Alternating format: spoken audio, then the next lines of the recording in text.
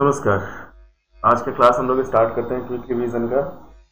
जैसे मान लीजिए हम लोग एपी में कल बना रहे थे, तो एपी के लिए क्या है कि हमारे पास अरिथमेटिक मीन जो होता है और सम ऑफ एन टर्म्स जो होता है उस पर भी क्वेश्चंस आते हैं। हम लोग कुछ इंपॉर्टेंट क्वेश्चंस देख लेते हैं जिसके आधार पे आप जो भी क्वेश्चन है उसको सॉल्व कर सकें। तो ये हुआ हमारे पास सबसे पहला क्वेश्चन हो गया कि divide 24 into 3 parts such that their product is 440। तो ये हम लोगों को क्या करना है, 24 को 3 नंबर के टर्म में ऐसे शो करना है, उसका प्रोडक्ट जो है वो 440 हो जाए। तो ये हमारे पास क्या होगा कि मान लेते हैं कि लेट पार्ट्स को हम लोग मान लेते हैं पार्ट्स बी एक हो गया। जैसे 3 नंबर का बताए थे 3 डिजिट के लिए, जैसे 3 डिजिट नहीं 3 अगर लगातार एपी का टर्म दे दे तो उसके लिए तो एक होता है हमारे पास a माइनस डी, दूसरा हो जाता है a, तीसरा हो जाता है a प्लस डी। ये तीनों एपी में होगा। अब इसका क्या दिया हुआ है, 24 दिया हुआ है। 20 इन तीनों का सम जो है वो 24 है। तो यहाँ पे लिखते हैं हम लोग according to question a minus d plus a plus d is equal to 24। 24 को ही हम लोग डिवाइड करके 3 पार्ट लिए हैं। यहाँ पे d से d खत्म हो जाएगा, ये हो जाएगा हमारे पास a is equal to 24। a का जो वैल्यू होगा वो हो जाएगा हमारे पास 8 के बराबर।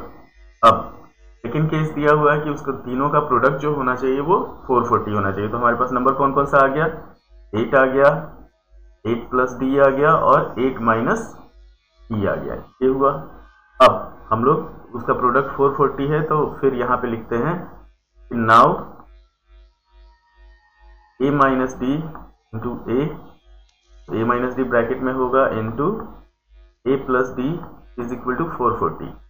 ये हो जाएगा, ये हो जाएगा हमारे पास 8 minus d into 8 plus d is equal to 440। अब 8 से 440 को डिवाइड करेंगे तो ये 55 टाइम्स में कटेगा और यहाँ पे हो जाएगा हमारे पास जैसे 8 है a माइनस बी और a प्लस बी जो होता है a square minus b square होता है, ये हो जाएगा 64 minus d square is equal to 55। तो डी स्क्वायर का जो वैल्यू होगा वो आ जाएगा हमारे पास 64 में से 55 घटाएंगे 9, डी का जो वैल्यू होगा वो हो जाएगा हमारे पास प्लस माइनस 3। तो हम लोग 3 अगर नंबर लेते हैं तो अगर हम लोग डी का वैल्यू लेते हैं 3, तो डी अगर 3 लेते हैं तो ये हो जाएगा हमारे पास जो एपी होगा वो हो जाएगा 5, 8 और 11। अगर वही सेकेंड हम लोग ले लेते हैं -3 ले लेते हैं तो ये हो जाएगा 11, 8 और 5 इस तरह से। तो ये बात सेम है, एक में डी निगेटिव हो जाएगा, एक में डी पॉजिटिव हो जाएगा, दोनों आंसर हो सकता है हमारे पास। उसके बाद दिया हुआ एक क्वेश्चन है लोग लेके चलते हैं, फिर इसके बाद बढ़ जाएंगे आपका सम ऑफ एन टर्म्स में। तो पहला जो क्वेश्चन है हमारे पास मतलब अगला जो क्वेश्चन है वो है हमारे पास the sum of 3 consecutive terms of an AP is 21 and sum of their squares of these terms is 165। मतलब 3 नंबर का सम जो है वो 25 है और उसके स्क्वायर का सम जो है वो 165 है।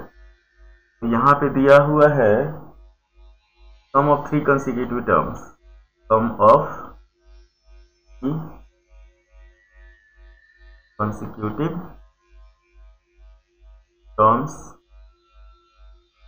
of an AP is equal to दे दिया 21 और sum of their squares, sum of squares ये दिया हुआ है हमारे पास 165।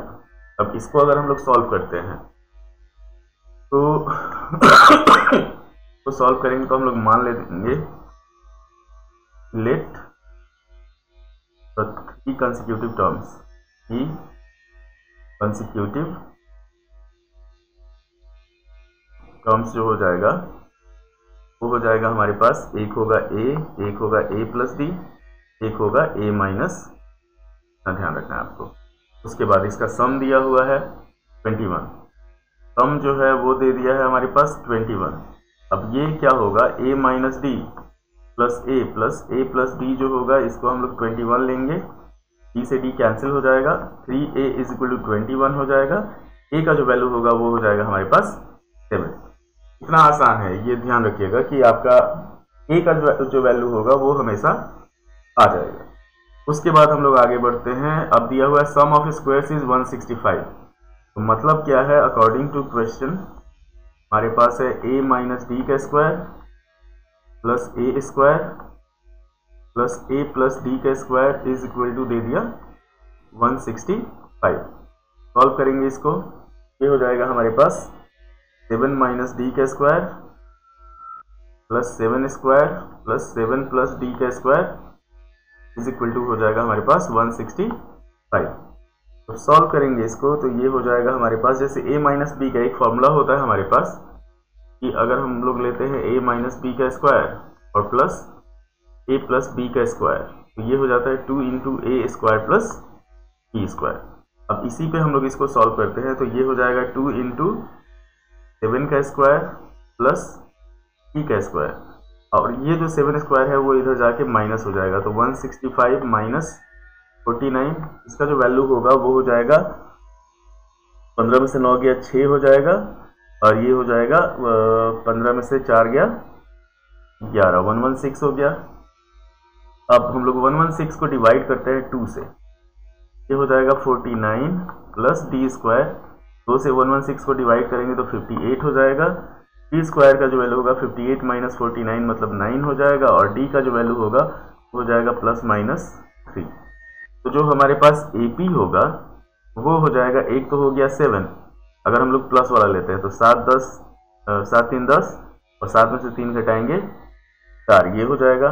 अच्छा है, अगर माइनस 3 लेते हैं तो ये हो जाएगा हमारे पास 10 हो जाएगा, 7 हो जाएगा और 4 हो जाएगा। तो एक बढ़ते हुए क्रम में हो गया, एक घटते हुए क्रम में हो गया, मतलब एक इंक्रीजिंग ऑर्डर में एक डिक्रीजिंग ऑर्डर में।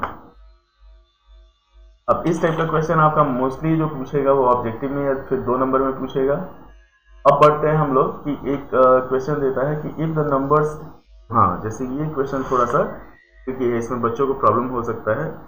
एक हमारे पास AP दे दिया हुआ है, एक AP दिया हुआ है, मान लीजिए हमारे पास AP दिया हुआ है, हम लोग उसमें जो मिसिंग टर्म्स है वो निकालना है। ये दे दिया A7 E 23 और C 23 और C।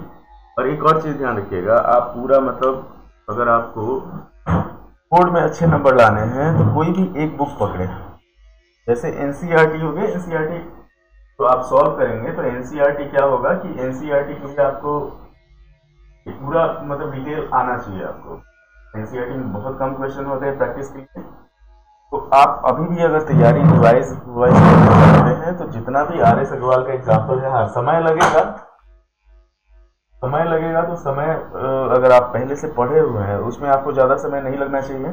अगर पहले से साफ नहीं पढ़े हुए हैं, आपको पास होना है, उसके लिए आपको क्या करना पड़ेगा, RS अग्रवाल का जितना एग्जाम्पल है वो सॉल्व कर जाए तो आराम से आप पास हो जाएंगे।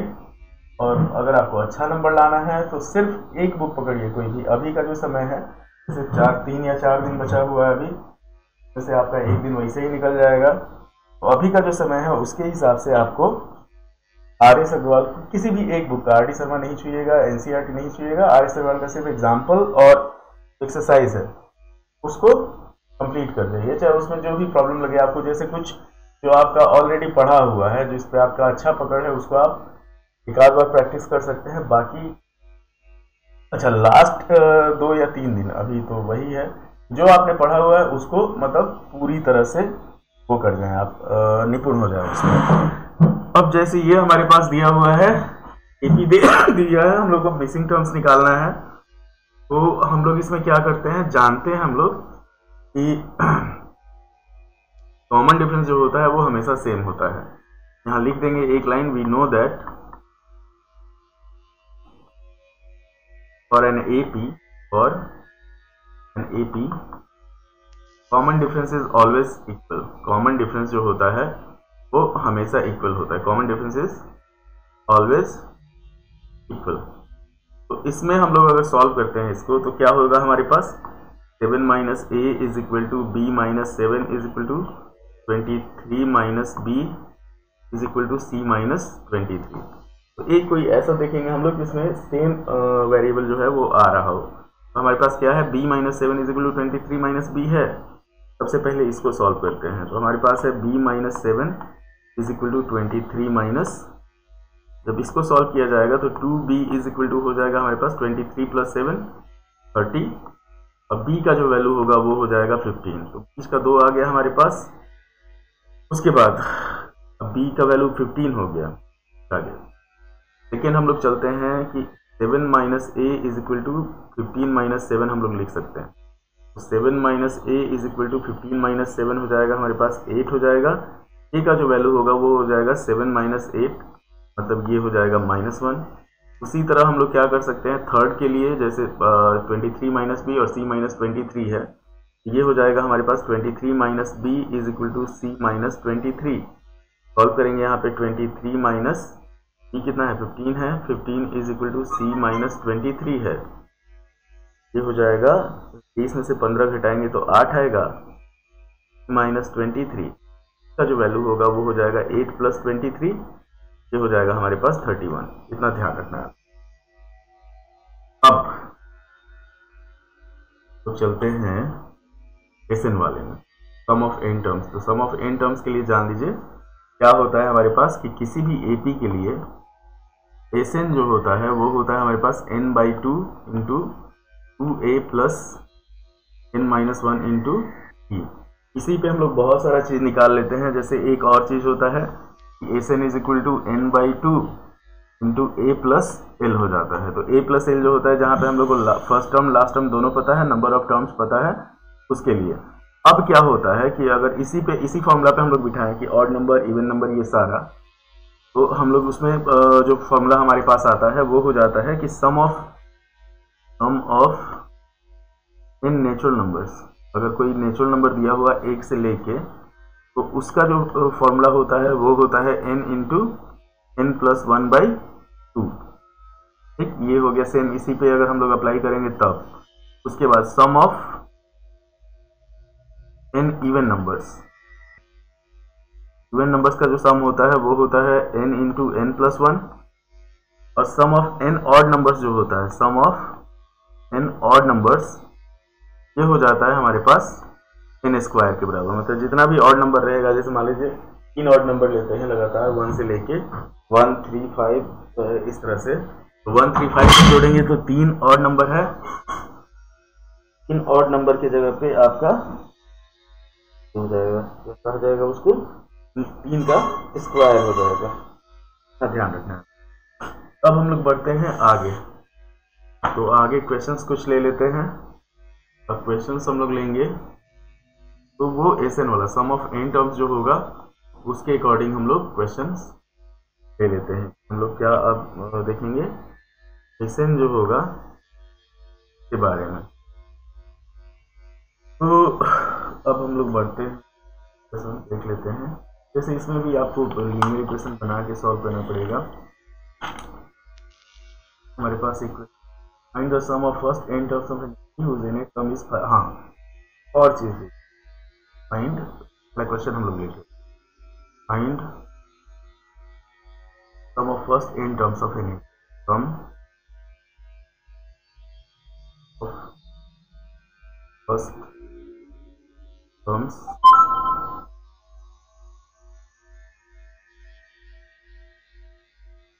find the sum of first n terms of any term is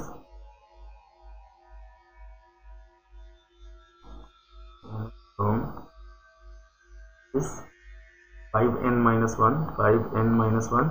अच्छा, ऑलरेडी हमारे चैनल पे जो एपी का जो वीडियो है कंप्लीट सॉल्यूशन का, वो ऑलरेडी अपलोडेड है। आप लोग चाहें तो उसमें वो जाएं, प्लेलिस्ट में जाएं, प्लेलिस्ट में 10th का प्लेलिस्ट होगा, आप जाके एपी को देख सकते हैं। उसके बाद हम लोग को फाइंड करना है इसमें ये एन टर्म दे दिया, उसके बाद sum of first 20 term, sum of first 20 terms. अब एक चीज़ ध्यान देना है आपको, ये सॉल्यूशन नहीं है, एक प्रोसेस है कि अगर हमारे पास मान लीजिए एस एन दिया हुआ है, नहीं इसमें तो टी एन दिया हुआ है उसमें। अच्छा, एस एन जो अगर कोई दे देता है किसी में, तो एस एन की जगह पे हम लोग क्या कर सकते हैं, अगर सिर्फ एक टर्म का सम निकालते हैं तो फर्स्ट टर्म के इक्वल होता है। अब यहाँ पे है क्या हमारे पास, यहाँ पे हम लोग सॉल्व करेंगे इसको कि इन गिवन एपी Tn जो दिया हुआ है वो दिया हुआ है 5n-1। तो T1 निकालेंगे, T1 का मतलब फर्स्ट टर्म हो गया 5 इंटू 1-1, ये हो जाएगा हमारे पास 4 के बराबर। T2 निकालेंगे तो T2 हो जाएगा 5 इंटू 2-1, 10-1 9 के बराबर हो गया। और T3 हो गया हमारे पास 5 इंटू 3-1, तो 15 में से 1 जाएगा 14 हो गया। तो यहाँ पे जो AP हुआ हमारे पास वो आ गया 4, 9 और 14। बहुत आसान क्वेश्चन है, कुछ बच्चे देख के इसको क्या होता है कि डर जाते हैं। तो एकदम आसान क्वेश्चन है। उसके बाद हम लोग अब इस AP के हिसाब से हम लोग SN निकालेंगे। तो मान लीजिए हमारे पास A हो गया इसमें 4, E हो गया हमारे पास 9-4, 9-4 करेंगे 5 हो जाएगा। अब SN का फॉर्मूला जो होता है, SN होता है n/2 into 2A plus n-1 into T होता है, ना ध्यान रखना। ये हम लोग लेके चलेंगे n/2 2A, तो 2 इंटू 4 प्लस n-1 इंटू 5। अब जब इसको आप सॉल्व कीजिएगा ये हो जाएगा हमारे पास n/2 8 प्लस यहाँ पे हो जाएगा 5n-5। सॉल्व करेंगे तो ये हो गया n इंटू 5n प्लस 3/2। तो भीतर मल्टीप्लाई हम लोग कर देते हैं, तो 5n² प्लस 3n/2 ये हो गया SN का जो पूछ रहा है हमारे पास। ठीक है सर, ये हो गया। उसके बाद हम लोग क्या करना है, फर्स्ट 20 टर्म्स का सम निकालना है। तो S20 हम लोग निकालेंगे इसी पे बिठा के। तो 5 इंटू 20 का स्क्वायर प्लस 3 इंटू 20/2 हो जाएगा। अब सॉल्व करते हैं हम लोग, तो 400 गुने 5 2000 हो गया, 2000 प्लस 60/2 हो, ये हो जाएगा 2060/2। इस 20 जो आएगा वो हो जाएगा हमारे पास 10, ये हो गया हमारा। अब कुछ क्वेश्चन लेते हैं, जैसे दे दिया है, अच्छा इसमें हमारे पास Tn दिया हुआ है। अब क्या होता है, कहीं कहीं क्या करता है SN दे देता है। जैसे Tn यहाँ पे दिया हुआ है, कहीं कहीं क्या करेगा SN दे देगा। अभी AP का वर्ड प्रॉब्लम है जैसे SN वाला, तो सारा ऑलरेडी अपलोडेड है पहले से, तो उसको आप जाके देख सकते हैं हमारे चैनल पे। पूरा कंप्लीट सॉल्यूशन जो है AP का वो अवेलेबल है। तो ये है आपका एग्जाम स्पेशल है। तो जो क्विक रिवीजन होता है, जितना हो सकता है उतना हम करवा रहे हैं इस पे। क्विक रिवीजन में क्या होगा कि अब धीरे धीरे, जैसे आज रात से है, रात में 9 बजे के बाद कभी भी लाइव होके 2-3 घंटा आपका देख लिया जाएगा। अब अगला क्वेश्चन पे हम लोग बढ़ते हैं। तो अगला क्वेश्चन है हमारे पास, लेके चलते हैं कि हमारे पास दिया हुआ है SN दे दिया है। If the sum of first n terms of an AP is इतना, find the nth term and hence find the its 28th term। अब इसमें उसका उल्टा कर दिया कि हमारे पास SN दे दिया हुआ है, SN दिया हुआ है 1/2 into 3n² plus 7n, 3n² plus 7n। तो हम लोग को निकालना क्या है, फाइंड करना है Tn निकालना है और T20 निकालना है, इतना ध्यान रखना। मतलब उसमें हमारे पास Tn दिया हुआ था, SN निकालना था और S20 निकालना था। तो हमारे पास SN दिया हुआ, Tn और T20 निकालना है। अब एक चीज, ये क्वेश्चन था जिसमें जैसे SN दिया हुआ है, तो S1 जो होता है वो हमारे पास A के बराबर होता है, मतलब फर्स्ट टर्म के बराबर होता है। S2 जो होगा वो हो जाएगा A प्लस A2। S3 जो होगा वो हो जाएगा S2 प्लस A3, ध्यान रखना है। तो हम लोग सिर्फ 2 ही यूज करेंगे, 1 और 2। तो यहाँ पे हम लोग लेके चलते हैं नाउ, इसको सॉल्व करते हैं। SN दे दिया है हमारे पास 1/2 इंटू 3n² प्लस 7n। तो S1 हम लोग निकालेंगे। S1 का मतलब A हो जाएगा, ये हो जाएगा हाफ इंटू 3 प्लस 7। तो A का जो वैल्यू हुआ वो हो गया हमारे पास हाफ इंटू 10, ये हो गया हमारे पास 5। फर्स्ट टर्म इसका 5 आ गया। S2 निकालते हैं तो S2 का मतलब क्या हो जाएगा, a प्लस b2 हो जाएगा। सेकेंड टर्म जो होगा वो हो जाएगा हाफ इंटू 3 इंटू, जैसे 2 का स्क्वायर 4 होगा, प्लस 7 इंटू 2 हो जाएगा 14, ये हो जाएगा हाफ इंटू 12 प्लस 14 26। सॉल्व करेंगे तो 13 आ जाएगा। तो 5 प्लस a2 जो हुआ वो हो गया हमारे पास 13 के बराबर। अब a2 जो होगा वो हो जाएगा 13 माइनस 5, 13 माइनस 5 करेंगे हमारे पास 8 हो गया। तो दो टर्म हमारे पास आ गया, तो हम लोग AP लिख सकते हैं। तो AP जो होगा वो हो जाएगा 5, 8, 3 का कॉमन डिफरेंस चल रहा है, 11 हो जाएगा, फिर 14 हो जाएगा। इस तरीके से इस जो AP के लिए है वो A आ गया हमारे पास 5, E हो गया 8 माइनस 5 मतलब 3 हो गया। अब हम लोग को क्या निकालना है, TN निकालना है। तो TN हम लोग निकालेंगे।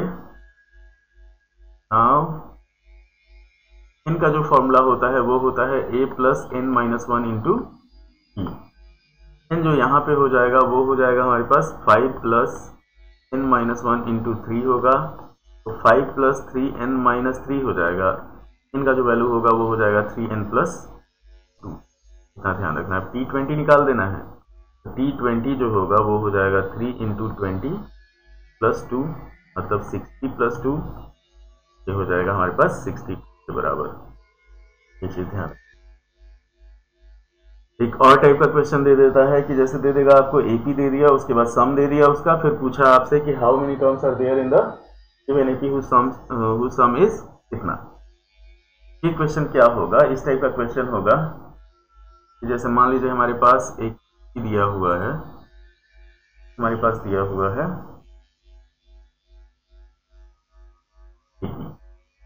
AP दे दिया हमारे पास 17, 15, 13, 11, 17, 15, 13 और 11 ये दे दिया AP। और हम लोग को SN दे दिया है 72, SN दे दिया है 72। हम लोग को N फाइंड करना है, फाइंड N। उसके बाद क्या करना है कि डबल आंसर आएगा इसमें, तो डबल आंसर को एक्सप्लेन करना है। सबसे पहले तो हम लोग N फाइंड करते हैं। जैसे हमारे पास क्या है, AP दिया हुआ है ऑलरेडी, तो AP हम लोग लिखेंगे। AP दे दिया, ये सॉल्यूशन है, ऊपर क्वेश्चन है, नीचे जो है वो सॉल्यूशन है, इतना ध्यान रखिएगा। और एक और चीज ध्यान लगा के पढ़िए, इत्मीनान से पढ़िए।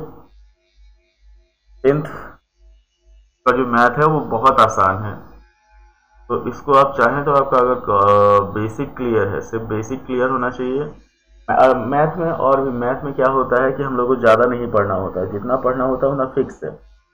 SST में हुआ, साइंस में हुआ, उसका कोई लिमिट नहीं है। सिलेबस पहले दिया हुआ है, उसका लिमिट नहीं है कि आपको क्या पढ़ना है। टीचर अलग अलग चीज़ पढ़ाएंगे। जैसे क्लास में होगा, आधे से ज़्यादा टीचर लगता है कि आपको जो फिजिक्स और केमिस्ट्री के टीचर होते हैं वो लगता है कि आपको IIT अब ये पास करवा देंगे। तो हर चीज़ का एक स्टेप होता है, इतना ध्यान रखना है कि सब अगर IIT आपको पास करना है, चाहे मेडिकल आपको पास करना है, तो IIT के लिए क्या होगा कि पहले आपको 10th पास करना पड़ेगा, 10th के बाद 12th पास करना पड़ेगा। मेन गोल कुछ भी होता है उसका स्टेप अलग अलग होता है, इतना ध्यान रखना है।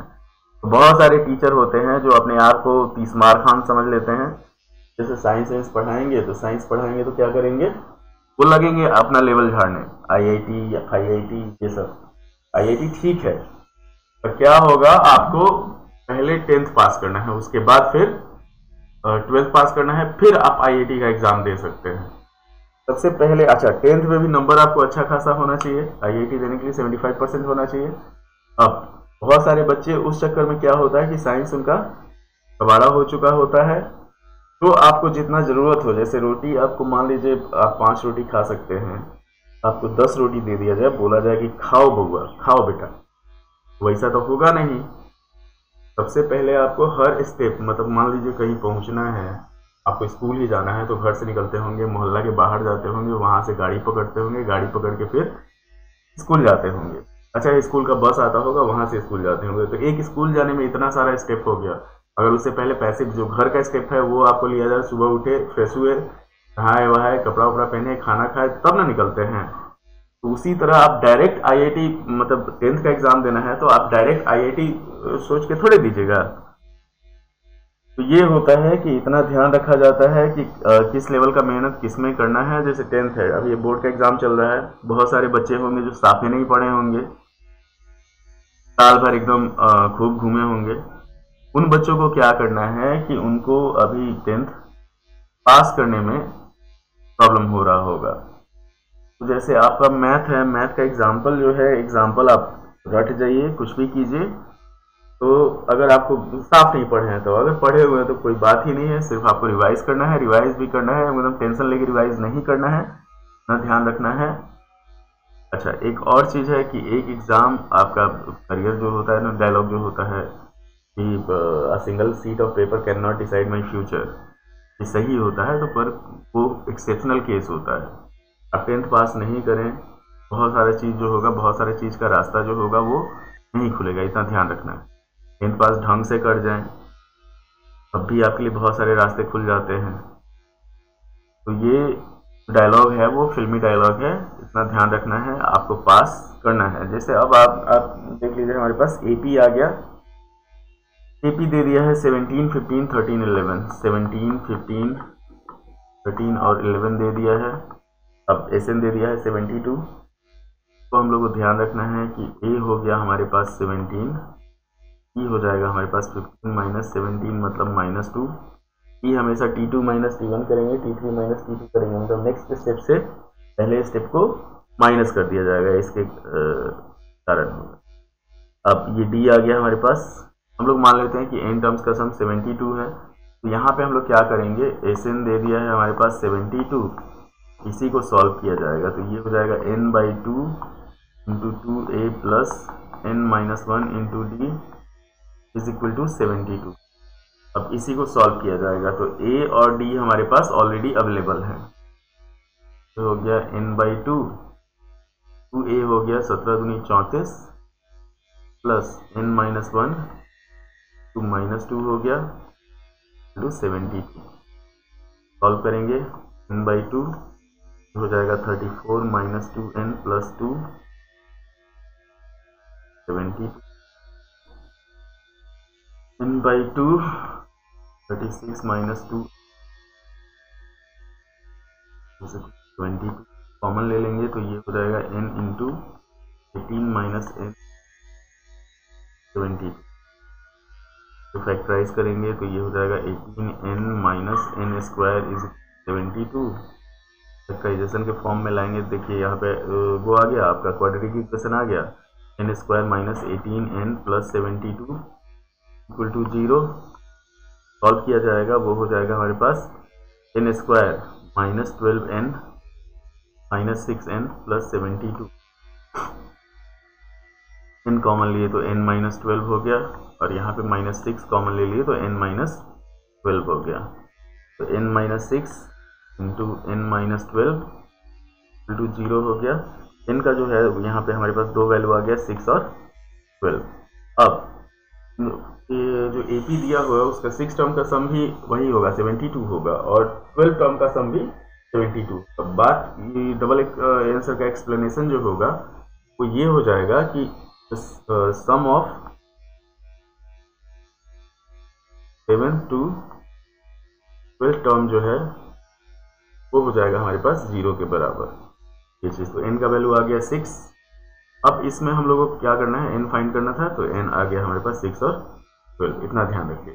सिंपल लेके चलना है आपको, ज़्यादा पैनिक नहीं होना है, सिंपल ध्यान रखना है कैसे हम लोग इसको सॉल्व कर रहे हैं, क्या कर रहे हैं। आगे बढ़ते हैं, अगला क्वेश्चन हम लोग देख लेते हैं। जो मेन इंपॉर्टेंट क्वेश्चन, जैसे आ गया आपका लीनियर इक्वेशन पे, the first and last term of an AP is 7 and 49, sum of all its terms is 420, find its common difference. तो ये सिंपल हो गया आपका कि वही आपका दे दिया है, फर्स्ट टर्म और लास्ट टर्म दे दिया है। मान लीजिए हम लोग लेके चलते हैं, इसमें क्या हुआ है हमारे पास, फर्स्ट टर्म दे दिया 7, मतलब a हो गया 7, लास्ट टर्म जो है वो दे दिया है 49, तो l हो गया 49 के बाद सम दे दिया है हमारे पास 420, Sn दे दिया है 420। हम लोग को इसमें कॉमन डिफरेंस फाइंड करना है, फाइंड ध्यान रखना। अब इसको जो हम लोग सॉल्व करेंगे तो एक चीज़ ध्यान रखिएगा, फर्स्ट और लास्ट टर्म पता है हम लोगों को, एन निकालना जो होता है वो बहुत आसान होता है। यहाँ पे क्या होता है, एक फॉर्मूला होता है एस एन का, हमारे पास पहले लिख लेते हैं कि ए हमारे पास 7 है, एल हमारे पास 49 है। ठीक, एस एन का जो फॉर्मूला होता है वो होता है n/2 into a plus L. तो इस क्वेश्चन के लिए हमारे पास यहाँ पे लिखेंगे according to question n/2 into a plus l जो दिया हुआ है वो दिया हुआ है 420। अब n/2 तो 7 प्लस 49 हो गया हमारे पास 420। सॉल्व किया जाएगा इसको, n/2 इंटू 7 प्लस 49 हो जाएगा 56 के बराबर। 2 से काटेंगे 28 बार में, 28 से इसको काटेंगे, ये हो जाएगा हमारे पास 15। तो n का जो वैल्यू हुआ वो हो गया 15 के बराबर। अब हम लोग को सॉल्व करना है, डी फाइंड करना है। n जो 15 आया, इसका मतलब जैसे लास्ट टर्म दिया हुआ है 49, तो 15 टर्म जो है वो हमारे पास 49 के बराबर है। अब यहाँ पे हम लोग लेके चलते हैं कि हमारे पास नाउ लिखते हैं, नाउ l जो है वो 49 दिया हुआ है, टोटल नंबर ऑफ टर्म्स 15 है, तो ये t15 जो होगा वो हो गया हमारे पास 49 के बराबर। इसी को सॉल्व किया जाएगा तो a प्लस 14d जो होगा वो हो जाएगा 49, a का वैल्यू 7 है, 7 plus 14d is equal to 49। 14d जो होगा वो हो जाएगा 49 माइनस 7 करेंगे 42 हो जाएगा। e का जो वैल्यू होगा वो हो जाएगा हमारे पास बराबर। कॉमन डिफरेंस हम लोग को फाइंड करना था, कि आपका 3 आ गया, इसी के अकॉर्डिंग हम लोग फिर सॉल्व कर लेंगे। अब कुछ होता है क्या कि जैसे the sum of first 7 terms of an AP is 60 and the sum of the last 7 terms is 161। Find the 28 term of the AP. ये हो गया हमारे पास, दे दिया sum of first 7 terms of an AP and the sum of next 7 terms is 160। और equation है the 14 term of an AP is twice it. दो क्वेश्चन और देख लेते हैं हम लोग। फर्स्ट क्वेश्चन है हमारे पास, ध्यान रखिए, फर्स्ट क्वेश्चन है,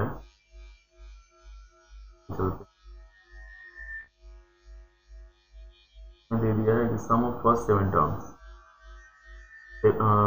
इस 7 दिया हुआ है, दिया है हमारे पास 63,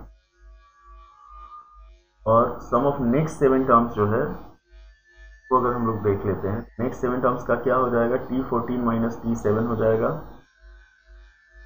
इस 14 माइनस इस 7 हो जाएगा हमारे पास। सेकेंड दे दिया है इस 14 माइनस इस 7, ये दिया हुआ है 161, तो हम लोग को t28 फाइंड करना है। 161 दिया हुआ है, हम लोग को t28 फाइंड करना है, इतना ध्यान रखना है। अब तो मान लेते हैं इसमें, तो हम लोग को मानना हर इसमें है, लेट हर क्वेश्चन में मानना है, लेट का फर्स्ट टर्म हम लोग मान लेते हैं a और कॉमन डिफरेंस मान लेते हैं d। कॉमन डिफरेंस जो होता है उसको मान लिया जाता है। अब पहला दिया हुआ है अकॉर्डिंग टू क्वेश्चन, केस 1 जो है वो है s7 जो है वो 63, यहाँ पे लेके चलते हैं हम लोग। s7 जो हो गया 63 हो गया, तो ये हो गया 7/2 into 2a plus 7 minus 1 into D करेंगे, मतलब क्या होगा 6d इज इक्वल टू 63। 7 से इसको डिवाइड करते हैं तो 9 बार में कटेगा, और 2 से इसको डिवाइड करेंगे तो a plus 3d is equal to आ जाएगा हमारे पास 9 के बराबर। ये इक्वेशन 1 हो गया। सेकेंड दिया हुआ हमारे पास s14 minus s7 is equal to 161। इस 14 तो हो गया हमारे पास, s7 हम लोग को ऑलरेडी पता है पहले से 63 है। e दिया रहेगा कि जैसे e हो गया sum of next 7 terms, sum of next 7 terms, इतना ध्यान रखना है आपको। तो s14 ये हुआ 14/2 into a plus 13d minus s7 दिया हुआ है 63, ये हो गया 161 के बराबर। अब 2 से इसको काटे 7 बार में, तो 7 into 2a plus 13d, sir हो गया हमारे पास 161 में 63 जोड़ेंगे तो 1 3 4 हो जाएगा और 224 हो जाएगा। 7 से इसको देख लेंगे हम लोग, 7 से काटेंगे तो 7 तिरका 21, 7 दूनी 14, तो 2a + 13d जो हुआ ये हो गया हमारे पास 32।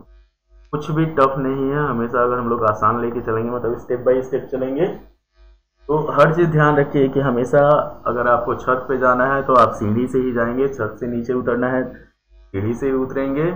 आप ये नहीं कि सीधा कोई रास्ता हो जाएगा, नीचे से जंप मारे वो चले गए छत पे, वो साउथ के फिल्म में होता है, ऊपर से जंप मारे नीचे आ गए, वो भी आप बॉलीवुड हॉलीवुड साउथ की फिल्म में सब में होता है, इतना ध्यान रखना है। तो हमेशा हम लोग स्टेप बाय स्टेप चलेंगे, सारा क्वेश्चन आसान रहेगा, और किसी भी क्वेश्चन को देख के पैनिक नहीं होना है। मान लीजिए आपको कोई भी क्वेश्चन मिल रहा है, तो उस क्वेश्चन को अगर कोई टफ मिल गया, किसी क्वेश्चन पे आप अटक गए, अभी सॉल्व कर रहे हैं, किसी क्वेश्चन पे अटक गए, तो अटकेंगे तो क्या होगा, उस क्वेश्चन को छोड़ के थोड़ा देर के लिए ऑलरेडी अपने दिमाग में चलाते रहना है, थोड़ा देर के लिए आपको आगे बढ़ जाना है, इतना ध्यान रखना है।